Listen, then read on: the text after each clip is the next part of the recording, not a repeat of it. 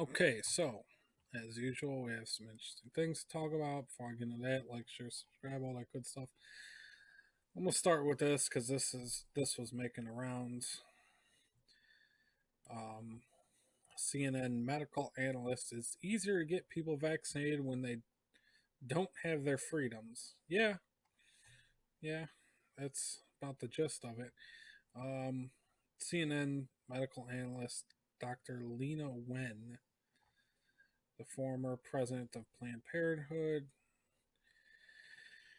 made comments about it's easier to compel people to get the COVID vaccine when they don't have their freedoms. Mm, yeah, I.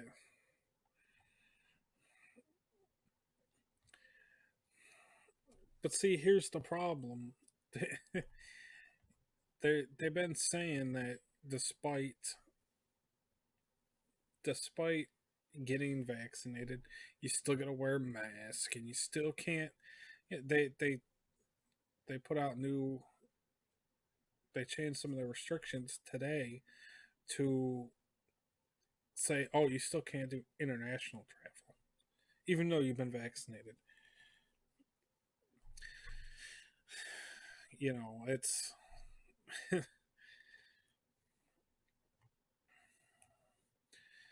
but they say we have a very narrow window to tie reopening policy to vaccination status, because otherwise, if everything is reopened, then what's the carrot going to be? Are we going to incentivize people to actually get the vaccine? You're not. I'm sorry, you're not. I'm not planning on getting it. I've said this before. you know Even, you know, good on Trump for pushing this to happen. All the credit, but personally, I'm under the age of 75. I'll live. Okay, that's it. End of end of discussion. I do not understand the fear from this. You're gonna get sick. You might be sick for a couple weeks, then you're gonna be fine, unless you got something seriously wrong with you. You know, it doesn't make sense. You know, I just but in other news, the CDC extended the eviction moratorium, so I guess that pushes that back. Um, I mean, they sure waited till the last minute.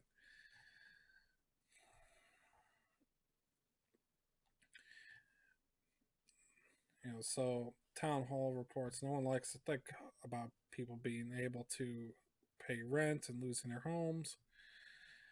Yeah, but the art of economics consists of looking not merely at the immediate, but at the longer effects of any act or policy. It consists in tracing the consequences of that policy, not merely for one group, but for all groups. I understand. I understand where they're going with this,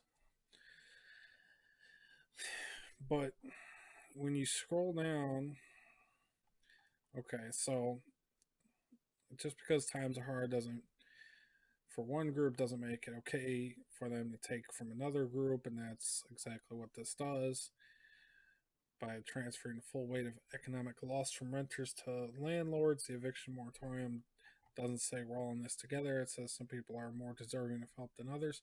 Currently, between 11 million and 30 million households have benefited from this new lack of consequences for falling behind on rent. Now, you know, this is a much tougher situation. I mean, you're talking about between 11 and 30 million people becoming homeless. You know, I mean, it's that's a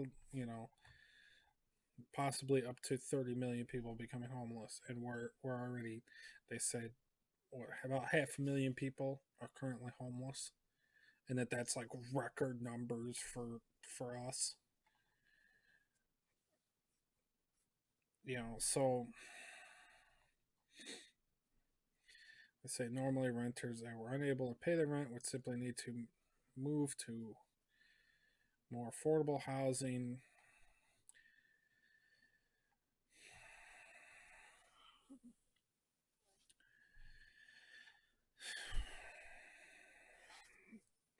Yeah, what does afford?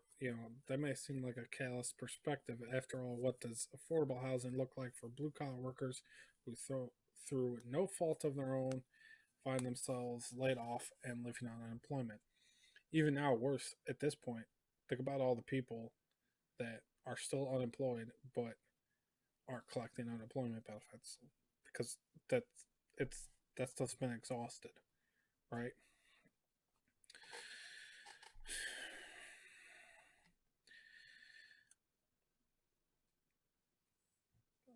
I so this person they live in Australia. My apartment prior to COVID-19 cost $720 a week. Now it only costs $565. Son of a bitch! I wish you. It's not even close to that. And in most places that I know of, you know, in my local area, it's more like it's more like it's more like 950 and up. 950 is like cheap in my area, right? I mean, 950, you know, $950 gets you an apartment where there's fairly regular shootings. So,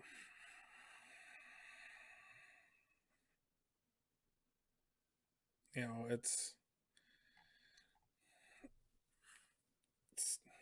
I don't know, it's not that it's not that easy. I don't think that. I mean, it's definitely a tough situation, but with the way that things are going, with the way that things are going, it's everything's getting more expensive.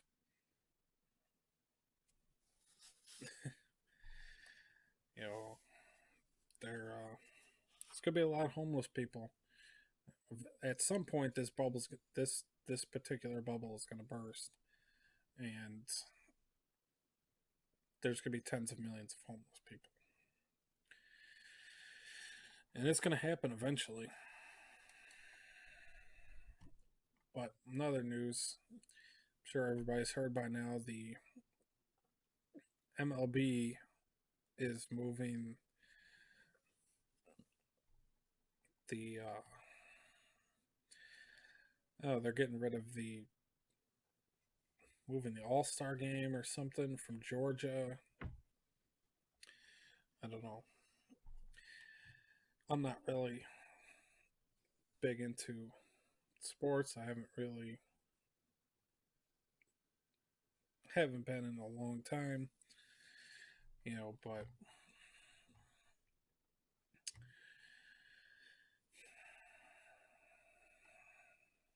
I think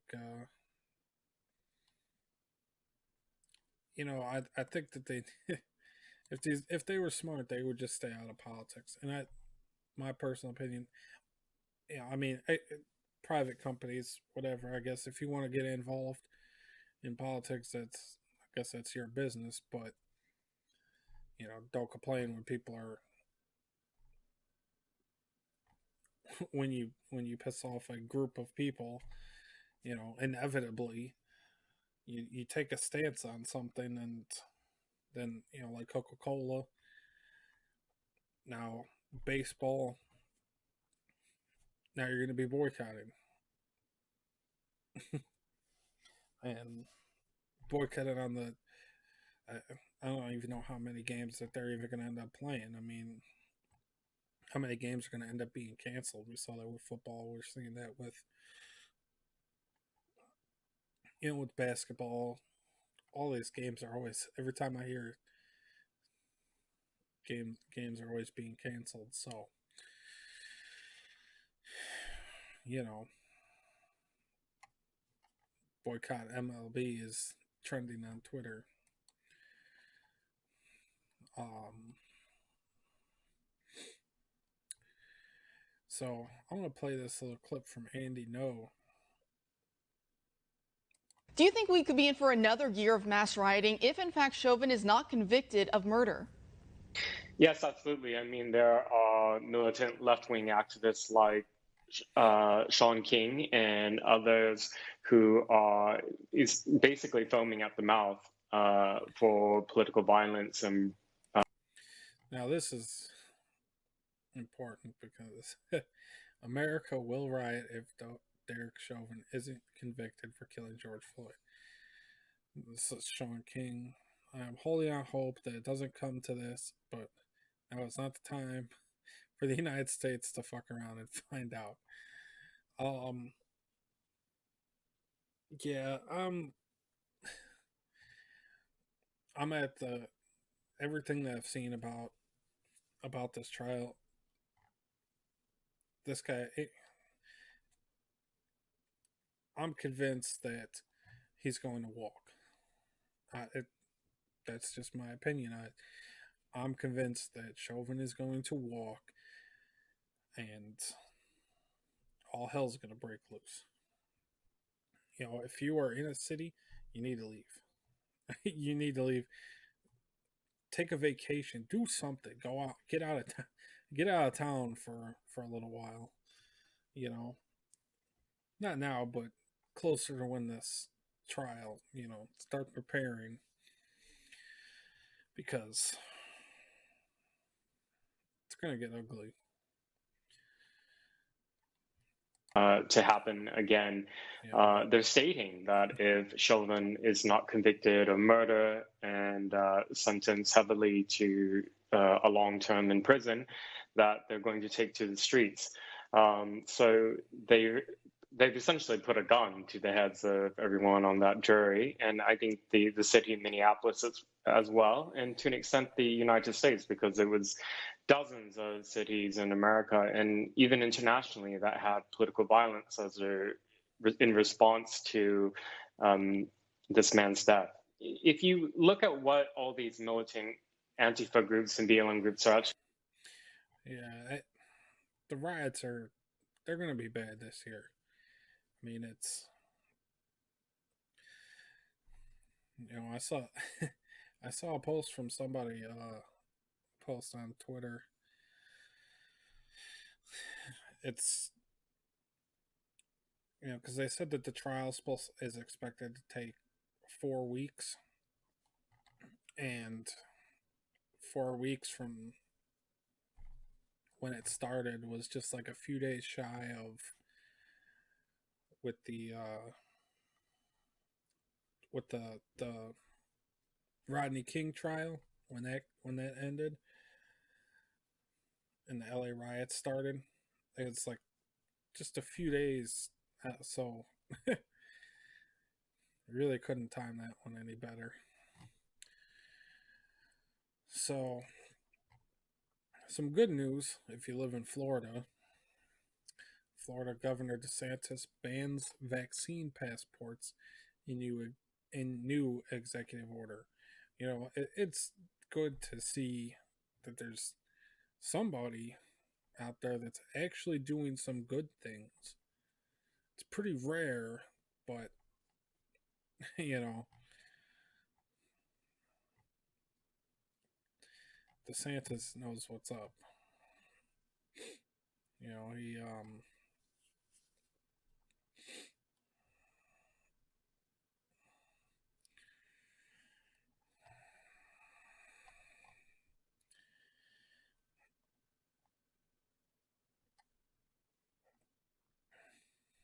yeah, because people don't realize just how, at least all these people that are terrified of COVID for whatever reason are they're freaking out about this because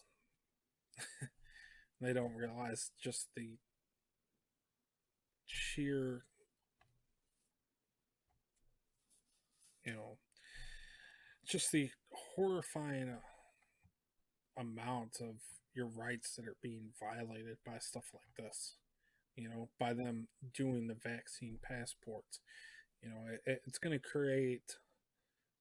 It's really going to create. It's almost going to be used like.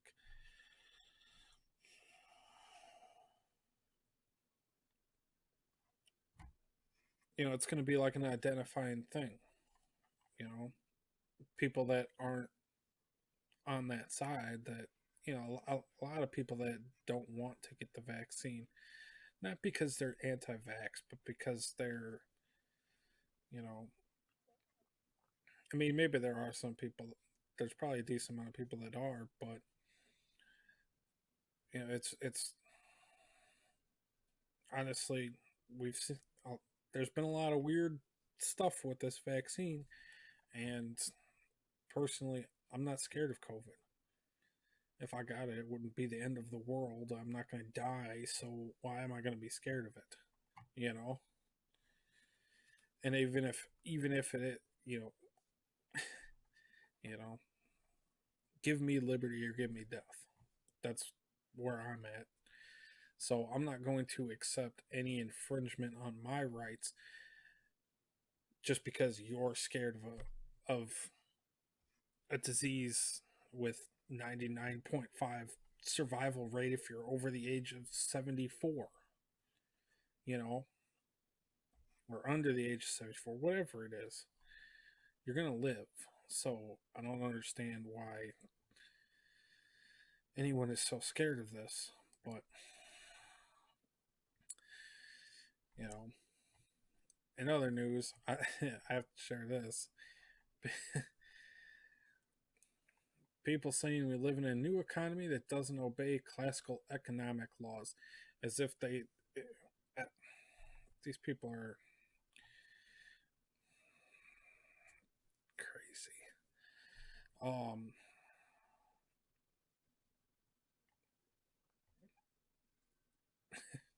Inflation's coming.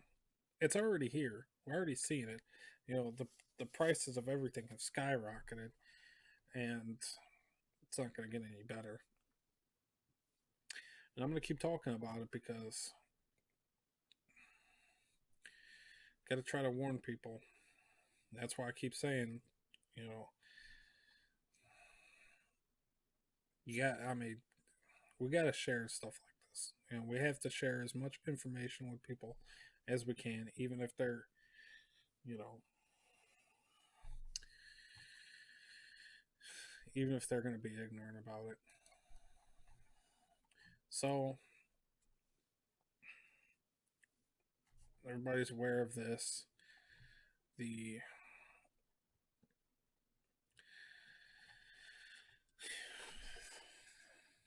terror attack today in the nation's capital killed one police officer, injured another.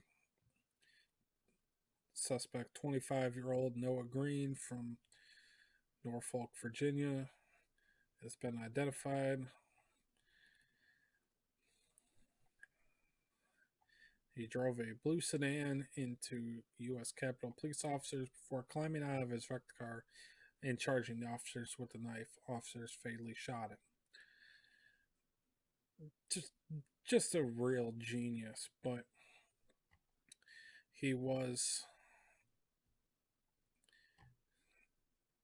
he identified as a follower of the Black nationalist Nation of Islam movement, Louis Farrakhan follower.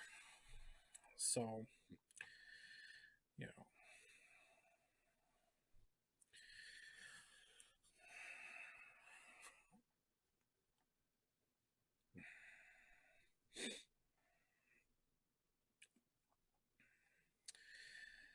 they're deeply racist, anti-Semitic, and anti-LGBT.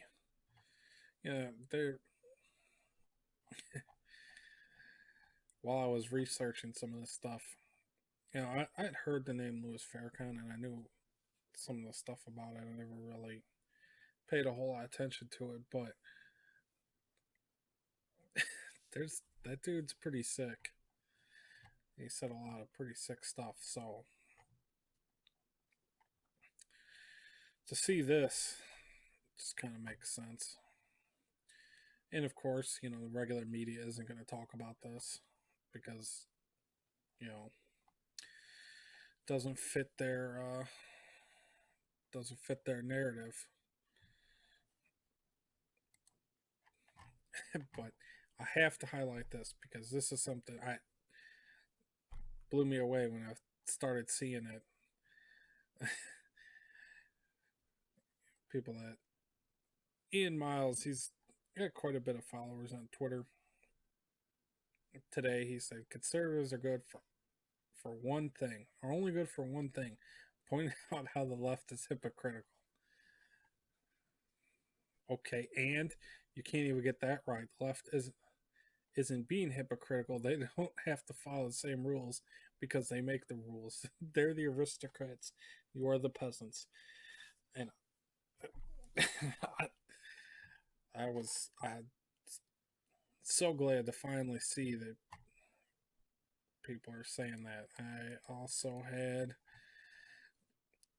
saw Jack Posobiec. He said, I see a lot of Republicans complaining about MLB, but none of them lifting a finger to do anything about it.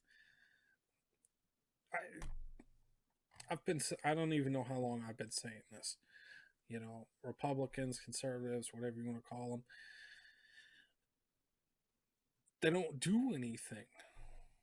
They don't do anything. They just sit and complain, and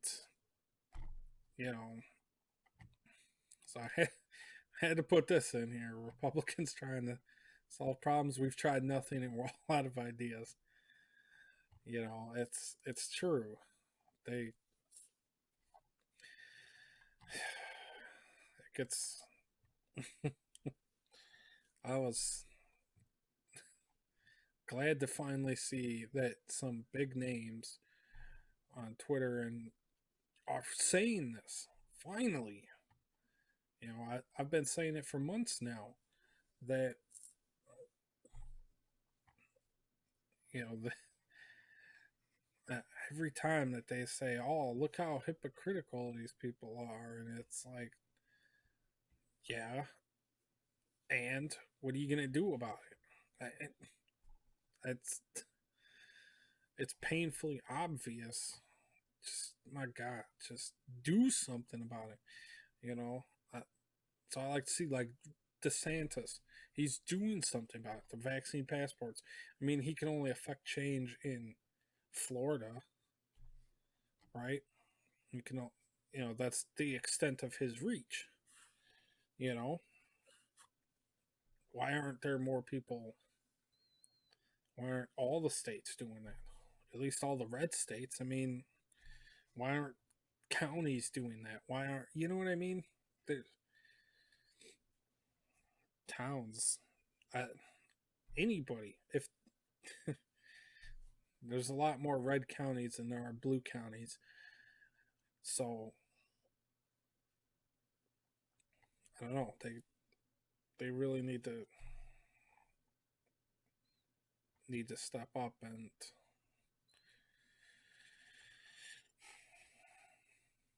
actually do something, because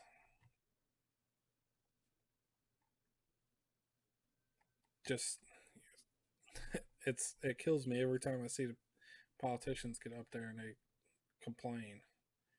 It's like, dude, you're actually in a position of power. Do something about it. It'll never happen though. But it's good to see people calling them out finally, saying that they're just as bad as Democrats because they don't do anything. They don't stop anything. They just kind of get in the way a little bit. Anyway, so Antifa are calling for vengeance tonight against Chicago police. I don't think anything happened. I think they went to outside of Lori Lightfoot's house, and I don't know. I couldn't find any streams or anything on it, so I don't really know. But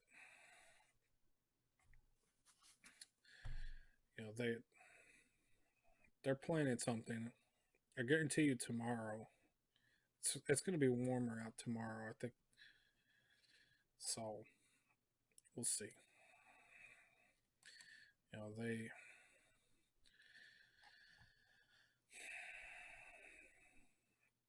it just kills me that they none of these people are actually smart enough to. I mean, they don't care, but there are people there that legitimately believe that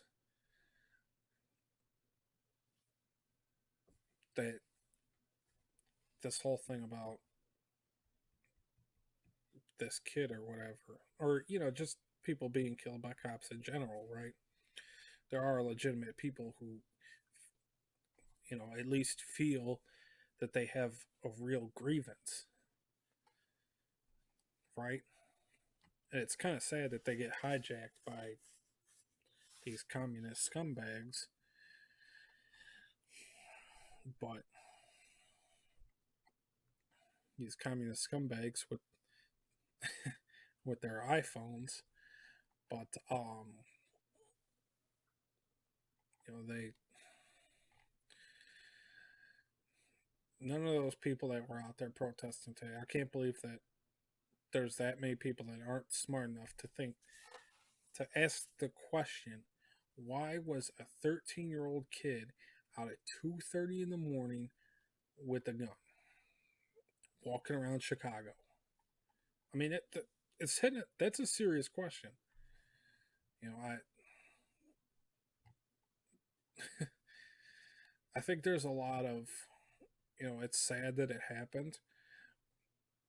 It definitely shouldn't have happened, but long before the cops shot that kid, something happened that shouldn't have happened. That kid should have never been out at that time.